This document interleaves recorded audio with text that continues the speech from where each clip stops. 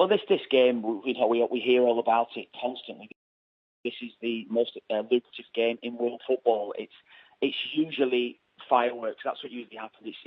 It's even if a game starts tight and edgy, you normally start to see players getting more. If a team does score, teams start to get more panicked. Teams start to take more risks, and it starts to become an open and entertaining affair. If anyone who's watched any of the playoff games across all three divisions, they would have witnessed really, really top class games. I was so impressed with both Villa and Derby in getting to the playoff final. Villa beating West Brom, they were excellent across the course of the two games, particularly the first game.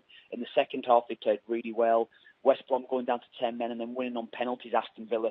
I think that game was excellent. If you're looking amongst the goals, Jack Grealish looks to me like a very, very good shout for a goal from Villa's point of view. Tammy Abraham's another, and he's had an excellent season. You couldn't look beyond those two if you're looking amongst the goals for Aston Villa, but Villa were very, very impressive in getting to the final. Derby themselves went about it with a different route.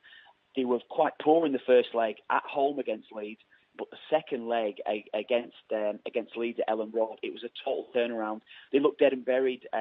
Leeds once Stuart Dallas had put them 2-0 up on the tie, it looked like they were out of it, and to come back and win the tie 4-3 as it was on aggregate, but win 4-2 on the night was quite amazing. It was a great result for Frank Lampard. It was a great result for Derby County themselves.